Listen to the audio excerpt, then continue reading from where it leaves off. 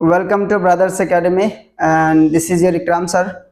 Now I am going to discuss about the future perfect tense. What is the meaning of future perfect tense? Future perfect tense means the action which will be completed before the preceding action start.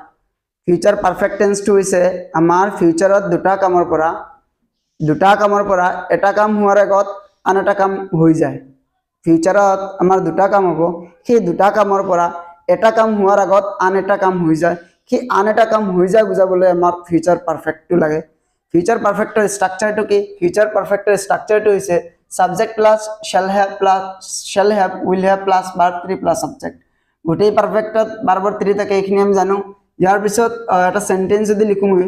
I shall have played football. I shall have played football মানে কি মই football খেলিমহি ইয়াৰ পিছত English hints খিনি আমাৰ tense কাৰেকশন কৰোতে লাগে ever just already recently yet so far till before after when আকৌ কৈ দিছো ইংলিশ হিন্টস খিনি কি ever just already recently yet so far till before after and when ইয়াৰ পিছত কি হয় আমাৰ future perfect to express time express কৰে টাইম এক্সপ্ৰেশন টু যদি এক্সপ্ৰেস কৰে তেনেহলে আমাৰ হেতু কি হয় ফিউচাৰ পাৰফেক্ট টেন্স হয় টাইম এক্সপ্ৰেশন যদি কৰে তেনেহলে কি টাইম এক্সপ্ৰেশন হ'ব পাৰে কেনেকুৱা since for how long whole all throughout all long এইখিনি যদি এক্সপ্ৰেস কৰে টাইম এক্সপ্ৰেশন কৰে তেনেহলে আমাৰ কি হয় ফিউচাৰ পাৰফেক্ট হয় ইয়াৰ পিছত আমি যদি এটা সেন্টেন্স ইয়াত এক্সাম্পল এটা sentence he will have known for 2 years next month he will have known for 2 years next month ইয়াত আমি কি দেখা পাই আছো ইয়াত ফর আহি আছে গতিকে ইয়াত আমাৰ কি আছিল এফালে দি আমাৰ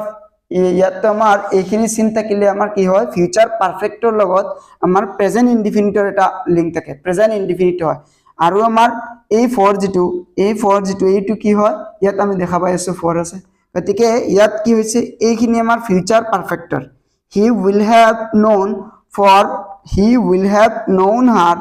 ফর 2 ইয়ার্স নেক্সট মান্থ গতিকে এই ফর আছে গতিকে এইটো কি হৈছে আমাৰ ফিউচাৰ পাৰফেক্ট গতিকে আশা কৰো আজিৰ ভিডিঅ'ৰ যোগেদি এইখিনি বুজি পাইছে ধন্যবাদ future perfect continuous tends to কি হয় ফিউচাৰ পাৰফেক্ট কন্টিনিউয়াস টেন্সৰ বিশেষ একো গুৰুত্ব নাই জাস্ট তাৰ ষ্ট্ৰাকচাৰটো কি সেইটো আমি জানি ৰাখিলে ভাল তো ষ্ট্ৰাকচাৰ যদি আমি চাও তেনেহলে দেখা পাম subject plus shall have been will have been plus verb ing plus object subject plus shall have been will have been plus verb ing লৈকে আমাৰ ফিউচাৰ পাৰফেক্ট কন্টিনিউয়াস টেন্সৰ ষ্ট্ৰাকচাৰটো হৈ গল I shall have been playing football মই football খেলি থাকিম বা মই football খেলি থাকিম হি ক'ব পাৰো যদি আমি কি কৰো এটো নেগেটিভ কৰো I shall ইয়াত আমাৰ shall আমাৰ অক্সিলাৰি ভাৰ্ব আছে গতিকে I shall not have been playing football মই ফুটবল খেলি না থাকিম হি ইয়াৰ পিছত কি কৰো যদি আমি এটো ইন্টাৰগেটিভ কৰিলে will লগত your লগত কি হয় will আহে will লগত আমাৰ we shall হয় ইয়াত your লগত will আহে গতিকে ইজিটো অক্সিলাৰি ভাৰ্বটো আমি আগত আনি ললো আৰু আগত আনি লোৱাৰ কাৰণে আমাৰ কি হৈ গল এটো ইন্টাৰগেটিভ হৈ গল তে ইন্টাৰগেটিভ হলে ইয়াৰ অসমীয়া অৰ্থটো কি হ'ব পাৰে will you have been playing football মানে কি তুমি ফুটবল খেলি থাকিবা হি নেকি বা তুমি ফুটবল খেলি থাকিবা নেকি ফিউচার পারফেক্ট কন্টিনিউয়াস টেন্সৰ ইমান একো বিশেষ গুৰুত্ব নাই জাস্ট আমাৰ ষ্ট্ৰাকচাৰটো জানা থাকিলে হ'ল আৰু তাৰ নেগেটিভ ইন্টাৰগেটিভটো কেনেকুৱা হয় আৰু সেইখিনি জানিলে হ'ল আজিৰ ভিডিঅ'ত এইখিনিয়ে ধন্যবাদ